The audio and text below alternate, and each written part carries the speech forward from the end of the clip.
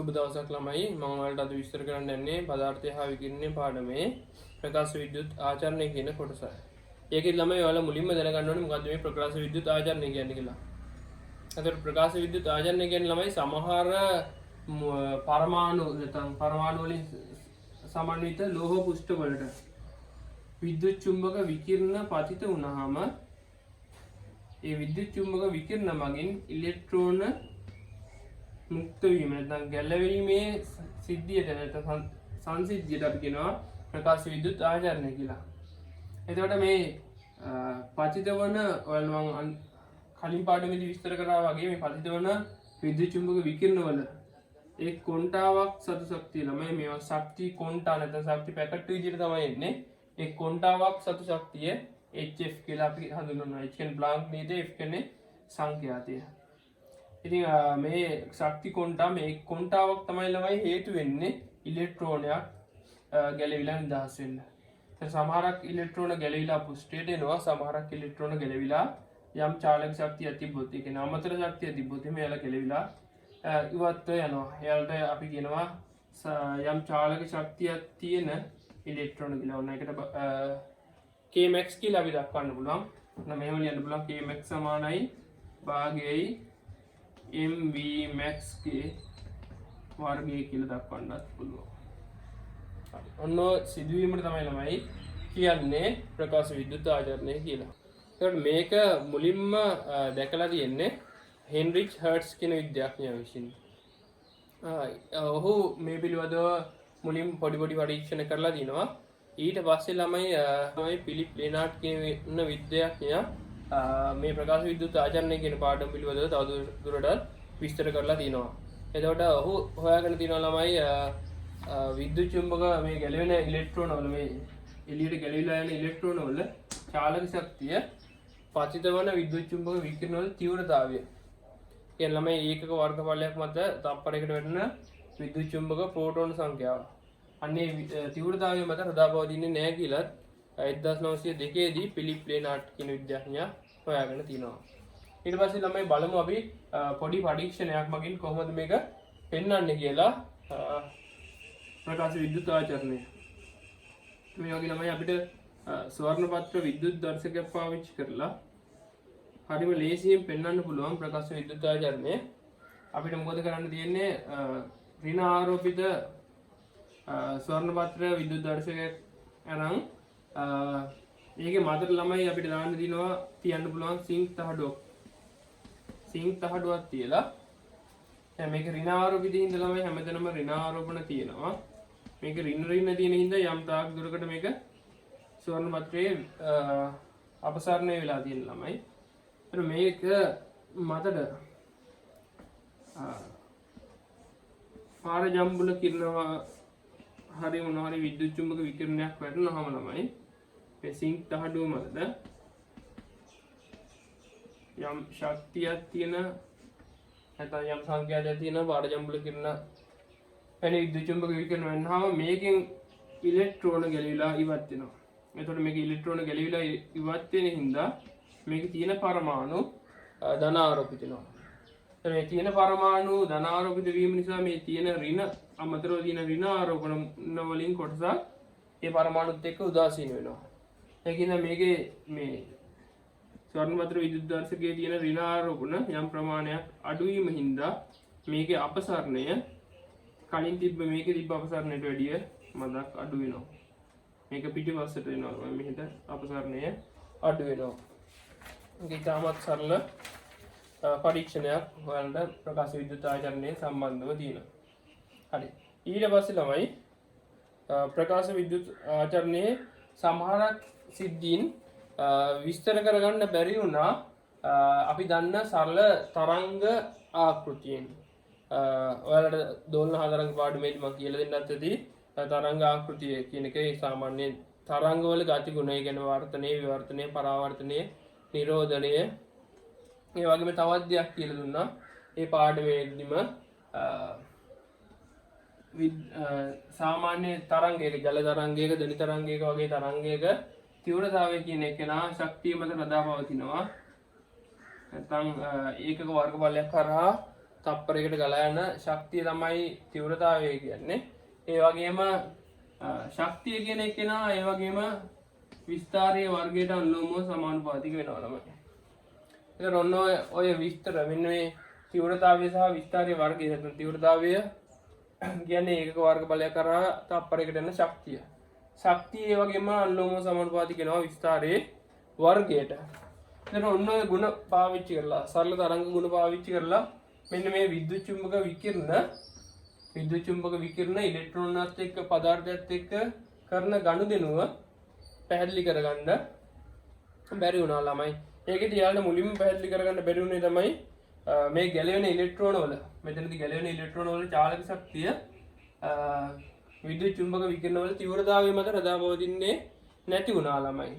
ඒක හොයාගන්න ඒක ඉදිරිපත් කරන්න නැත්නම් පැහැදිලි කරන්න බැරි වුණා. ඊට පස්සේ මේ පතන වන විද්‍යුත් චුම්බක විකිරණ වල තීව්‍රතාවය වැඩි කරද්දී මේ තීව්‍රතාවය වැඩි කරද්දී ළමයි මේ ගැලවෙන ඉලෙක්ට්‍රෝන වල චාලක ශක්තිය කියන්නේ භාගයේ mv වර්ගය කියන එක නා වැඩි වුණේ නැහැ.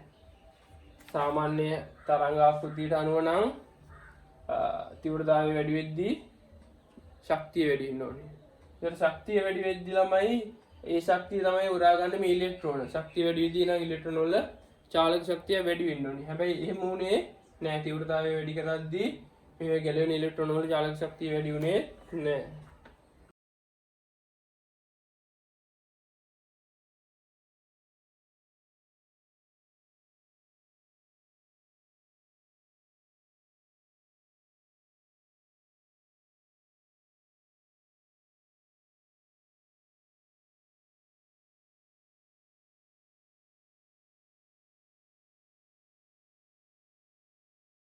හොඳයි ළමයි අපි දැන් බලමු කොහොමද ප්‍රකාශ විද්‍යුත් ආචරණය අන්වේෂණය කරන්න කියලා පරීක්ෂණයකින්. දැන් අපිට පුළුවන් ළමයි මේ වගේ රික්ත නලයක් අරගෙන ඒ රික්ත නලයේ එක පැත්තට සෝඩියම්, පොටෑසියම්, සීසියම් වගේ ලෝහයක් සහිත අවතල ඉලෙක්ට්‍රෝඩයකුත් අනිත් පැත්තට සාමාන්‍ය ලෝහ ඉලෙක්ට්‍රෝඩයක පාවිච්චි කරලා මේ පැත්තට නැත්නම් මේ අපි සෝඩියම්, පොටෑසියම්, සීසියම් වගේ ලෝහ ආලේප කරලා තියෙන ඉලෙක්ට්‍රෝඩයේ තියෙන පැත්තට ඍණ විභවයකුත් අනිත් පැත්තට ධන විභවයකුත් ළමයි ආරම්භයේදී උනන ලබා දෙන්න පුළුවන්. මේ ආකාරයට ඇටෝම සකස් කරලා අපිට මේකෙදී අනිවාර්යයෙන්ම මිලි නෙමෙයි මයික්‍රෝ ඇම්පියර් ගණයේ ඇමීටරයක් පාවිච්චි කරන්න වෙනවා. ඒ වගේම මේ හරහා අග්‍රතර විභවාන්තරයත් වෙනස් කරන්න සිද්ධ වෙනවා. හරි ළමයි. අපි මුලින්ම මේ මම මෙතන දැක්වේ පාරජම්බුල කිරණ මුලින්ම පාරජම්බුල කිරණ වැටෙන්නේ නැතුව මේ උපකරණයේ අඳුරේ වගේ තිබ්බොත් එහෙම මේ මයික්‍රෝ ඇමීටරය හරහා ගලන විද්‍යුත් ධාරාව ශුන්‍යයි කියලා පෙන්වන්න ඕනි 0යි කියලා.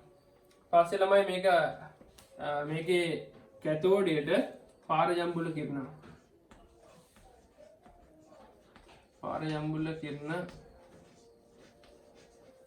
වැටෙන්න සලස්වපුවාම මේ අර විභවාන්තරයක් නැතුව වුණත් මේකට පාරජම්බුල කිරණ වැටුනොත් එහෙම මේ මයික්‍රෝ ඇමීටරය හරහා යම් කිසි ධාරාවක් පෙන්වන්න ඕනි. ඒකේ තේරුම තමයි ළමයි මේකෙන් ගැලවෙන සමහරක් ඉලෙක්ට්‍රෝන ශක්තිය තියෙන ඉලෙක්ට්‍රෝන ඇනෝඩයට ළඟා වෙනවා.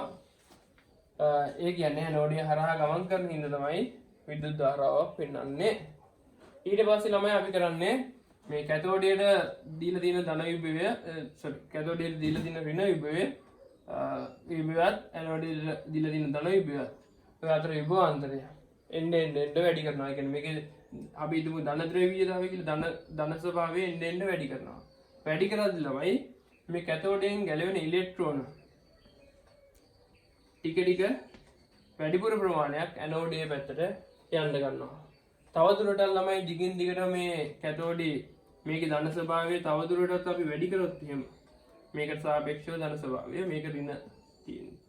එතකොට වැඩි ඉලෙක්ට්‍රෝන ප්‍රමාණයක් අර වෙන පැති වලට ගිය ඉලෙක්ට්‍රෝනත් ළමයි දැන් මේ පැත්තට ඇදලා යන්න පටන් ගන්නවා. මොකද මේ ධනෙ ඉඳලා ඍණ දින විද්‍යුත් ක්ෂේත්‍රයෙන් හින්දා ඉලෙක්ට්‍රෝන කියන්නේ ඍණාරෝපිතයි දැන් මේක ධනාරෝපිතින් දා මෙහෙට ඇදෙන්න ගන්නවා. එතකොට මේ හරහා මේකේ තියෙන ඇනෝඩයේ තියෙන ධන විභවය තවදුරටත් දිගින් දිගටම වැඩි කරද්දී යම් වෙලාවක ළමයි මෙයාගෙන් කැතෝඩයෙන් ගැලවෙන ඉලෙක්ට්‍රෝන සියල්ලම ඇනෝඩයට ළඟා වෙනවා.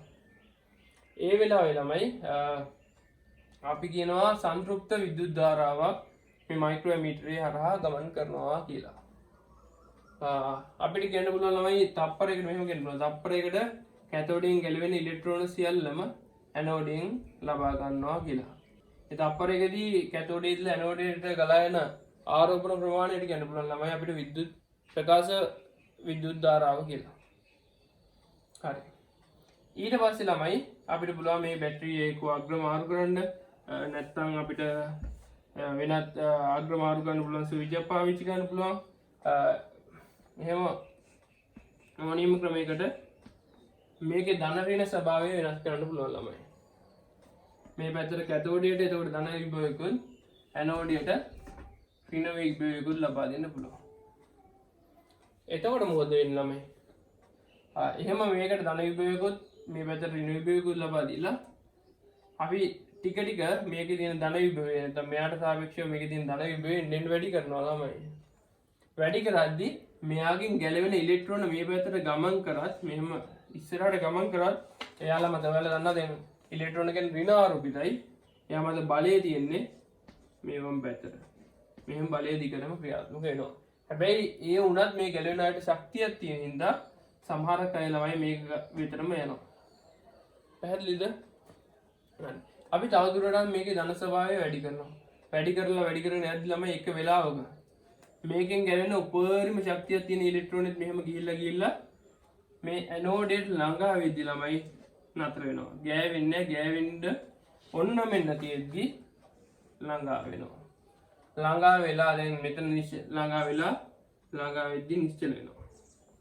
ඒ නිශ්චල වුණාට පස්සේ ළමයි ඒ තවදුරටත් මේක මත මේ පැත්තට වම් පැත්තට බලය දින හින්දා මෙයාලා ආයේ මේ පැත්තට ටර්න් වෙන්න පටන් ගන්නවා. මේ වෙලාවේ විද්‍යුත් ක්ෂේත්‍රය තියෙන්නේ මේ මෙහෙ ඉන්න කැතෝඩේ ඉන්න ඇනෝඩේ දෙසට.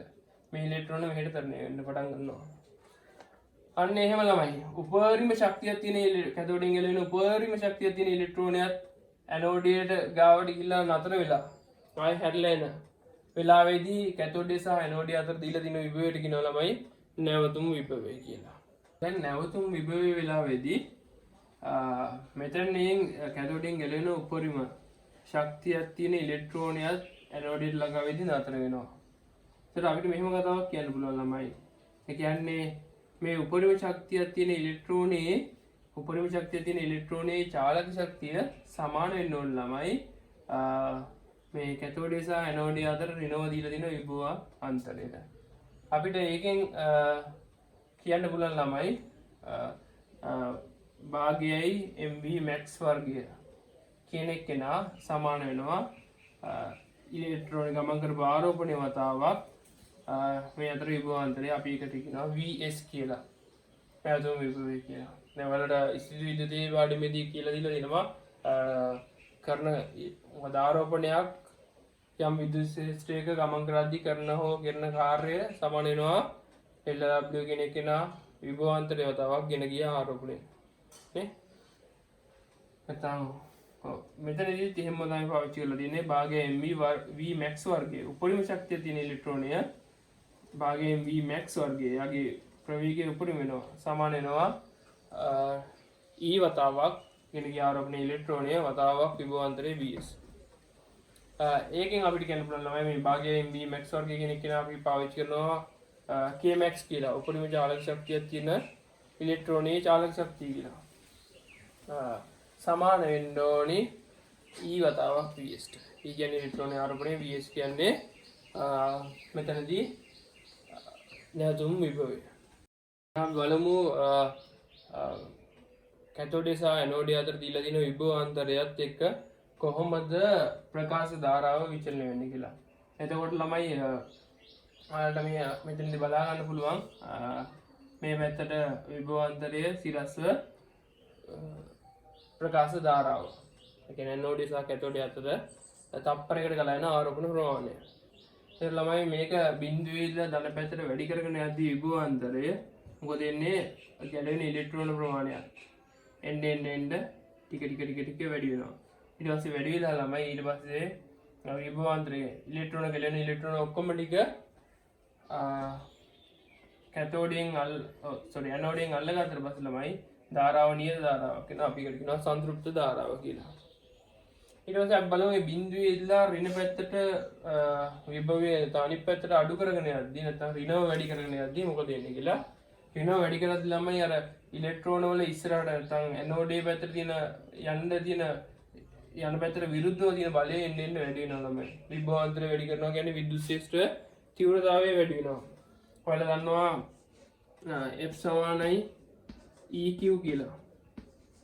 එතකොට මෙතන ළමයි විභවාන්තරය වැඩි කරත් නැත්නම් E වෙනකොට ගන්න පුළුවන් ඩෙල්ටා V වතාවට D කියලා. මෙතන ඍණ විභවාන්තරය කියලා දාන්නත් පුළුවන්. එතකොට මේ විභවාන්තරය වැඩි වෙන්න බලය වැඩි වෙනවා. එතකොට මේ ඉලෙක්ට්‍රෝන මත විභවාන්තරය ඍණව වැඩි කරත් ළමයි ඉලෙක්ට්‍රෝන ඉස්සරහට ඇනෝඩ් පැත්තට යන්න බැරි වෙනවා. එතකොට මොකද වෙන්නේ? ඉලෙක්ට්‍රෝන වල යන ප්‍රමාණය අඩු වෙන හින්දා විද්‍යුත් ධාරාවක් ක්‍රමයෙන් ටික අඩු වෙනවා. විභවාන්තරයේ යම් වගයකදී ඍණ වැඩි කරද්දී යම් වගයකදී මොකද වෙන්නේ? මේ ඉලෙක්ට්‍රෝන සියල්ලම නැත්නම් කිසිම ඉලෙක්ට්‍රෝනයක් ඇනෝඩ් එකට යන්නේ නැති වෙනවා. ඒ වෙලාවේ විභවාන්තරයට කියනවා නැවතුම් විභවය කියලා. ඊගාට බලමු මෙහෙම පතිතාලෝකයේ ළමයි තීව්‍රතාවය වැඩි වෙද්දී මොකද වෙන්නේ? තීව්‍රතාවය වැඩි වෙනවා කියන්නේ තප්පරයකට ගැලවෙන නැත්නම් තප්පරයකට වැටෙන පොටෝන ගන්න වැඩි වෙනවා. නැත්නම් තප්පරයකට ඒකක වර්ගඵලයක් කරා යන පොටෝන ගන්නට තමයි ළමයි තීව්‍රතාවය කියන්නේ. මම ඔයාලට දක්වලා තියෙනවා ඒක. ඉස්සරහට. එතකොට තීව්‍රතාවය වැඩි වෙද්දී පොටෝන ගැලවෙන පොටෝන සංඛ්‍යාව වැඩි වෙනවා. පොටෝන සංඛ්‍යාව වැඩි වෙනවා කියන ළමයි ගැලවෙන ඉලෙක්ට්‍රෝන සංඛ්‍යාව නැත්නම් ඒක කාලයකදී ගැලවෙන ඉලෙක්ට්‍රෝන සංඛ්‍යාව වැඩි වෙනවා.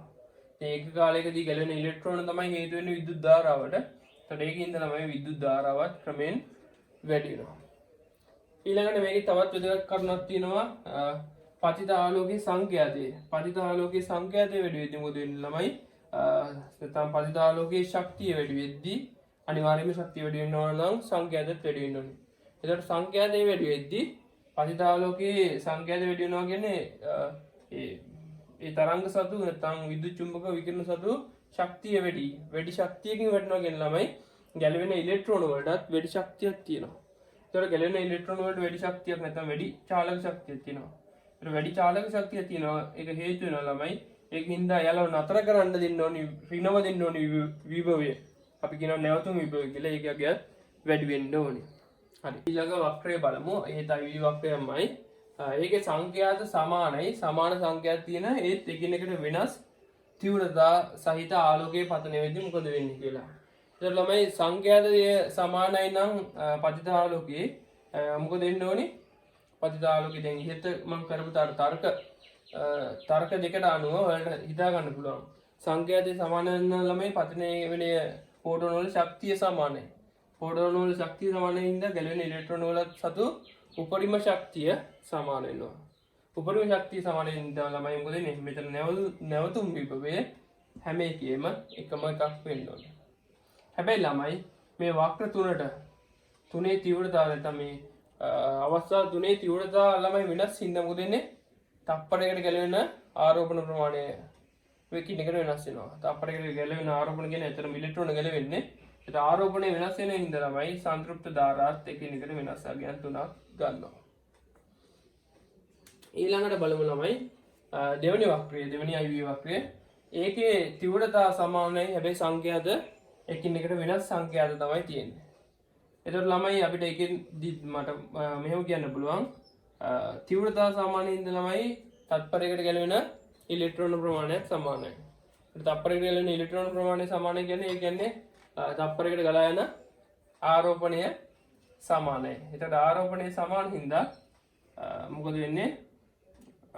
සංතෘප්ත ධාරාව තුනේම වක්‍ර තුනේම එකම ආගයක් ගන්නවා.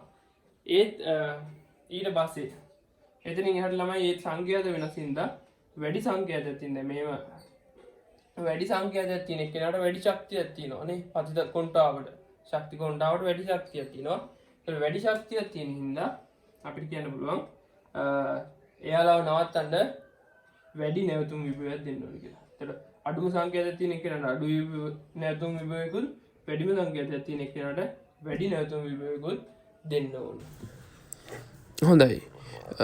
ප්‍රකාශ විද්‍යුත් ආචරණය සම්බන්ධව මම මේ කියන කරුණු ටිකත් ඔයාලා ඉතාමත් හොඳින් මතක තියාගන්න ඕනි. මේවා ඇත්තටම තර්ක කරන්න ගොඩාක් වැදගත් වෙනවා. පළවෙනි කරුණ තමයි ළමයි ප්‍රකාශ විද්‍යුත් ආචරණය සිදු වෙන්න නම් අනිවාර්යයෙන්ම පතනය වන ආලෝකීය ශක්තිය. ඒ කියන්නේ පතනය වන ආලෝකයේ සතු සංකේතය කිසියම් අවමාගයකට වඩා වැඩි වෙන්න ඕනි.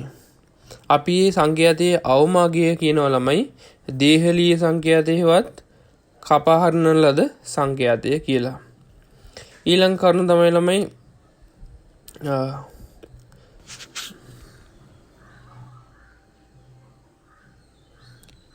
කිසියම් ප්‍රකාශ සංවේදී ද්‍රව්‍යයක් මත පතනය වන ආලෝකයේ සංකේතය දේහලීය සංකේතයට වඩා වැඩි නැත්නම් පතනය වන ආලෝකයේ තීව්‍රතාවය කොච්චර වැඩි කරත් කිසිම ඉලෙක්ට්‍රෝනයක් ගැලවෙන්නේ නැහැ.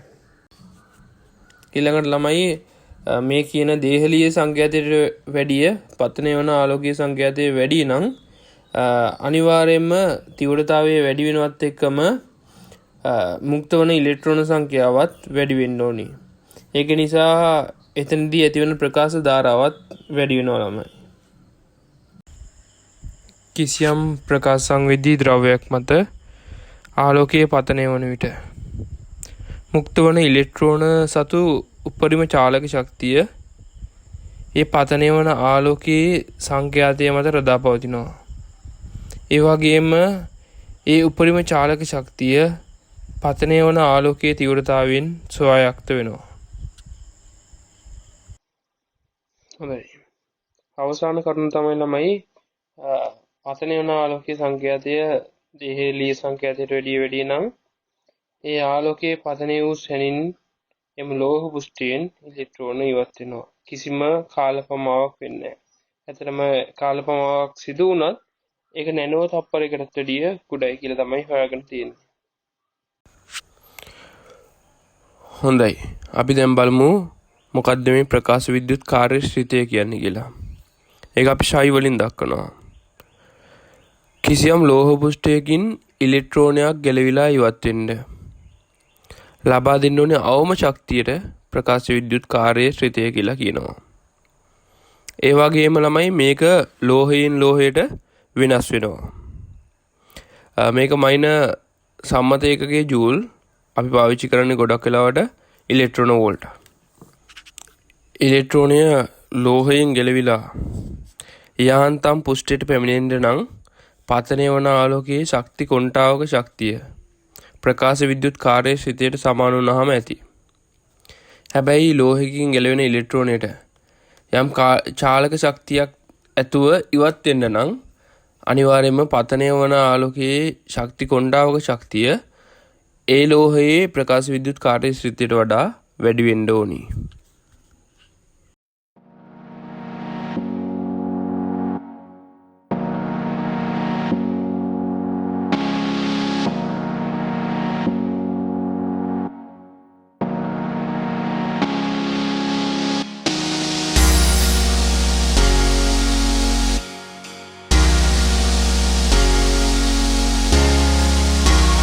බලමු ප්‍රකාශ විද්‍යුත් ආචරණය සම්බන්ධ අයින්ස්ටයින්ගේ සමීකරණය කොහොමද තියෙන්නේ කියලා. ඉස්සෙල්ලාම ළමයි ඔයාලට මෙහෙම පෙන්නන්නම්. මෙහෙම ආලෝකය ශක්ති කොන්ටා විදියට නැත්නම් ශක්ති පැකට් විදියට වැඩෙද්දි ළමයි අපි හිතමු දැන් ඉලෙක්ට්‍රෝනේ නිකන් ලිදක වගේ හිර වෙලා තියෙනවා කියලා. එතකොට මේ ශක්ති එක් කොන්ටාවක් තමයි හේතු වෙන්නේ එක් ඉලෙක්ට්‍රෝනයක් ගැලවෙන්න. ඒක ළමයි අයින්ස්ටයින් මෙන්න මෙහෙම සම්බන්ධයක් තමයි ඉදිරිපත් කරේ. මේ වැටෙන එක් කොන්ටාවක ශක්තිය සමාන වෙනවා කිව්ව ළමයි මේ මෙයාගේ බෙදලා තියෙන ස්වභාවය කියන්නේ අපි කියනවා ප්‍රකාශ විද්‍යුත් කාර්යසිතය කියලා. යම් ලෝහයක ප්‍රකාශ විද්‍යුත් කාර්යසිතය ධන මේ ගැලවෙන ඉලෙක්ට්‍රෝනය සතු. ඒ කියන්නේ මේ ගැලවෙන ඉලෙක්ට්‍රෝනය සතු උපරිම චාලක ශක්තියට සමාන වෙනවා කියලා අයින්ස්ටයින් ඊට පස්සේ සම්බන්ධයක් ඉදිරිපත් කරා. හරි. ඒ වගේම ළමයි දැන් මේ වැටෙන දැන් යම් පුෂ්ඨයක් මතට වැටෙන සියලුම විද්‍යුත් චුම්බක විකිරණ වලින් නැත්නම් ශක්ති කොණ්ඩා වලින් ඉලෙක්ට්‍රෝන ගැලවෙන්නේ නැහැ. ඒ කියන්නේ මුහුණට මුහුණ ගැටුමක් සිදු වුණොත් තමයි ඉලෙක්ට්‍රෝනයක් ගැලවිලා ඉවත් වෙන්නේ. දැන් මේ ප්‍රකාශ විද්‍යුත් ආචරණය සිදුවෙන පරිදි පතන වෙන තරංගයට වදින්න පුළුවන් අවම සංඛ්‍යාතයට කියනවා අපි දේහලීය සංඛ්‍යාතය නැත්නම් කපා හරින ලද සංඛ්‍යාතය කියලා. ඒක අපි F note වලින් තමයි දක්වන්නේ. එතකොට ළමයි ඔයාලා දන්නවා මෙහෙම දෙයක්ත්. අපි දන්නවා ආලෝකීය ප්‍රවේගය සමානයි සංඛ්‍යාතය වතාවත් තරංගායාමය කියලා. එතකොට මේකෙදි F note වතාවත් lambda note කියනවා. එතකොට මේ අවම සංඛ්‍යාතයේ දේහලීය සංඛ්‍යාතය හෙවත් කපා හරින ලද සංඛ්‍යාතය මෙතන ළමයි තරංගායාමය අපි කියනවා දේහලීය තරංගායාමය කියලා. එතකොට මේ දෙකේ ගුණිතය ආලෝකීය ප්‍රවේගයට 3/10 සමාන හින්දා ඒ සංඛ්‍යාතය ළමයි යම් වෙලාවක සංඛ්‍යාතයේ අවම වෙද්දී තරංගායාමය උපරිම වෙනවා. ඒ කියන්නේ අවම සංඛ්‍යාතයේදී ළමයි කියන දේහලීය සංඛ්‍යාතයේදී දේහලීය තරංගායාමය කියන්නේ මේ වෙලාවේ ප්‍රකාශ විද්‍යුත් ආචරණය සිදු වෙන පරිදි ලබා දෙන්න පුළුවන් උපරිම තරංගායාමය.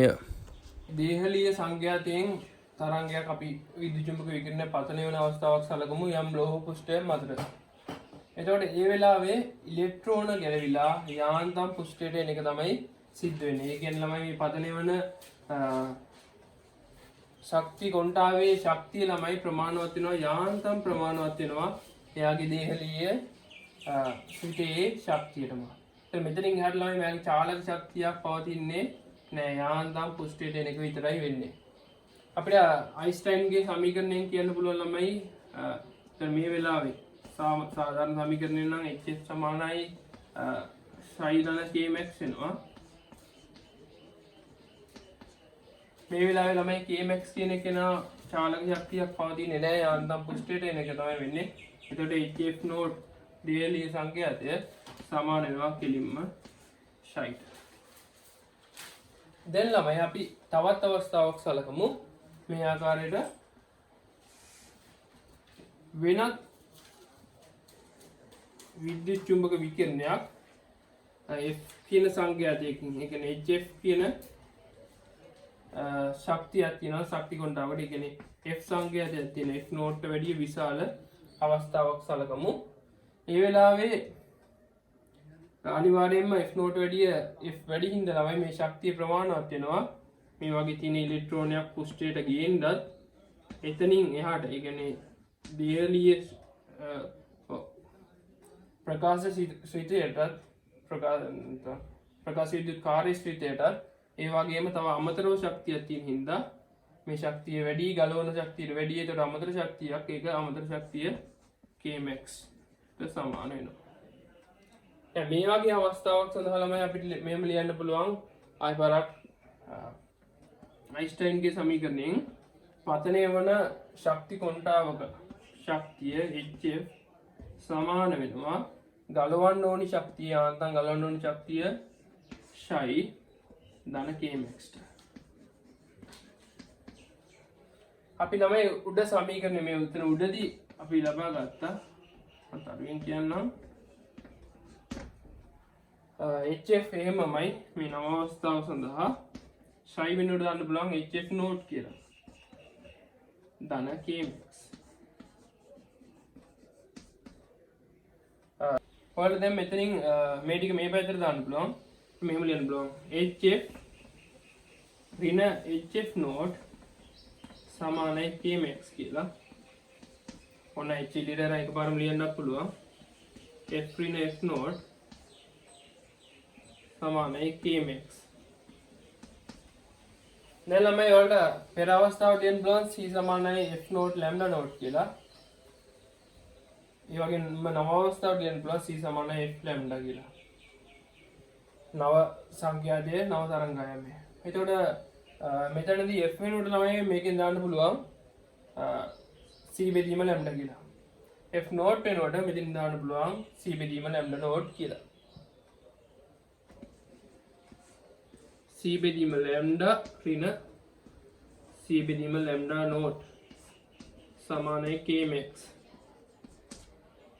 මෙතනින් ඕනනම් වලට ළමයි c එළියට ගන්න පුළුවන් දෙකෙන් පොදුයි. ඒතර HC වතාවක් 1 ඍණ ලැම්ඩා බෙදීම 1 ඍණ ලැම්ඩා නෝට් සමානයි Kmax.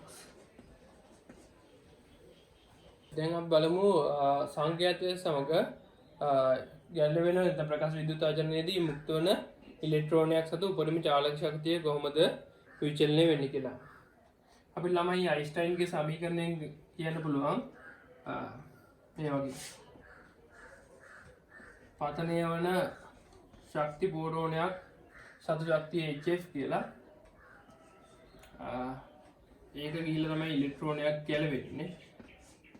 එතකොට මෙතන ශයි අවශ්‍ය වෙනවා නැත්නම් ප්‍රකාශ විද්‍යුත් කාර්යසිද්ධිය අවශ්‍ය වෙනවා මේක ගැලවෙන්න. ඒ වගේම අමතර ශක්තියක් තිබ්බොත් ඒක Kmax විදිහට තියෙනවා. ඉතින් අයින්ස්ටයින්ගේ සමීකරණය ලියන්න පුළුවන් hf සමානයි ශයි ධන Kmax කියලා. මට ඕනි F එදිරිව Kmax කියන එක නා විචලනය වෙන ආකාරය ප්‍රස්ථාරගත කරන්න. ඒකෙන්ද මම Kmax මේ ශයි මේ පැත්තට දාන්නම්. ඒ දාන අතරතුරේදී Kmax තනි කරලා ලියා ගන්නම්. ඒකට මේ සමීකරණය මට මෙහෙම ලියන්න පුළුවන්. Kmax සමාන වෙනවා hf ශයි. දැන් මේ Kmax කියන එක නා y අක්ෂයටත් h කියන එක නා අනුක්‍රමණයේ විදිහටත් f කියන එක නා සංඛ්‍යාතය සයි කියන එක නා අන්තක්ෂණයක් විදිහට අපිට එනවා ප්‍රස්තාව. f එදිරිව Kmax ප්‍රස්තාවය. මේ වෙලාවේ ළමයි Kmax කියන එක නා ඉලෙක්ට්‍රෝන වෝල්ට් වලින් එනවා. සංඛ්‍යාතයේ හර්ට්ස් වලින්. y සමානයි mx ඍණ c ආකාරයේ ප්‍රස්තාවය ළමයි මේ වගේ. මෙතන අපිට මේකේ අනුක්‍රමණය සමාන වෙනවා ඇත්තටම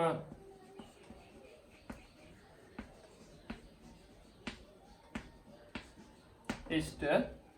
ඒ වගේම ළමයි අන්තක්ඛණ්ඩය සමාන වෙනවා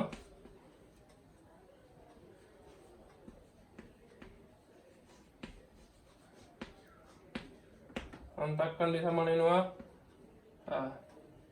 ඒ මොකක් හරි අදාළ ලෝහයේ ප්‍රකාශ විද්‍යුත් කාර්යස්ථිතියට.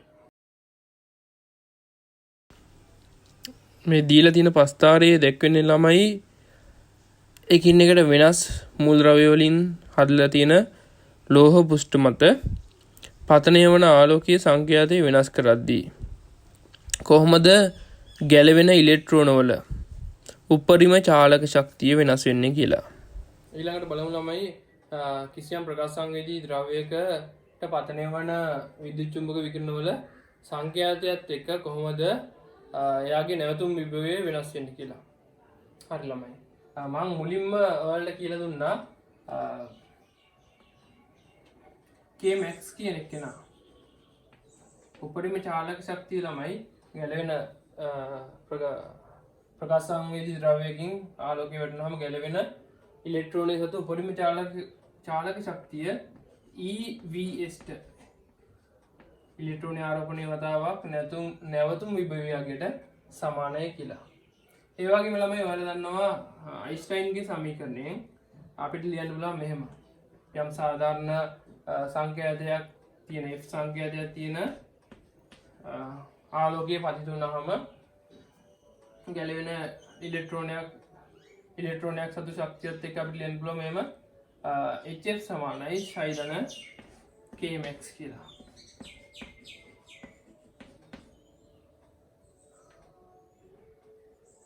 මට එතකොට මේ Kmax වෙනුවට ළමයි දාන්න පුළුවන් EVS කියලා. පස්සයි හරි මෙතන ආදේශ කරලා ඉන්නම් hf සමානයි ශයි ධන EVS. දැන් ළමයි මම EVS කියන එක නා උක්ත කරන්නම්. නැත්නම් VS කියන එක නා තනි කරන්නම්.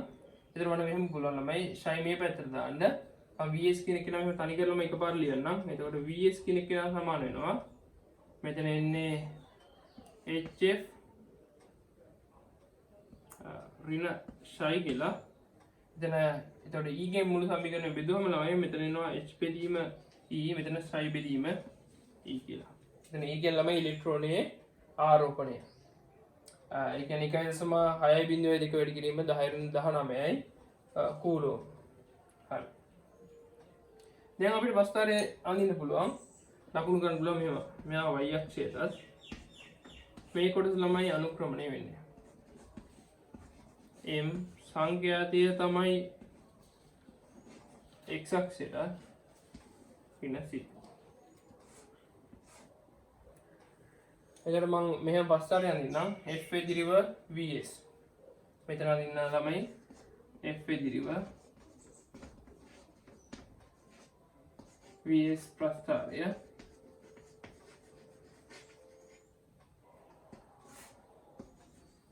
මේ පැත්තට vs අපි ගමු ඉලෙක්ට්‍රෝන වෝල්ට් වලින්. මේ පැත්තට සංඛ්‍යාතය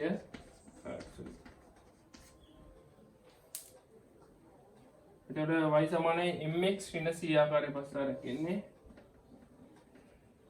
මෙතන මේකේ අනුක්‍රමණය සමාන වෙනවා ළමයි h බෙදීම e ට.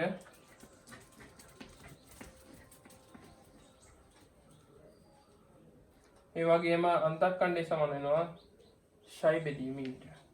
එතන c කෙනෙක් වෙන සමාන වෙනවා ශයි ප්‍රකාශ විද්‍යුත් කාර්යශ්‍රීතය බෙදීම e ට. හොඳයි ළමයි ප්‍රකාශ විද්‍යුත් ආචරණයේ මූලික සිද්ධාන්ත කොටස් මෙතනින් ඉවර වෙනවා. මම හිතනවා ඔයාලට මේ දක්වා ගන්නපු කොටස් ටික පැහැදිලි ඇති කියලා. එතකොට මේට අදාළව පාස් පේපර්ස් ටික මම දෙන්නම්. එතකොට ඒ ටිකත් ඔයාලා ගෙදරදී කරන්න. මම ගණන් ටිකක් දීලා තියෙනවා ළමයි. ඒ ටිකත් ඔයාලා උත්සාහ කරන්න. ඒකේ උත්තර ගන්න හැටිත් මම ඉදිරියට දෙන්නම්.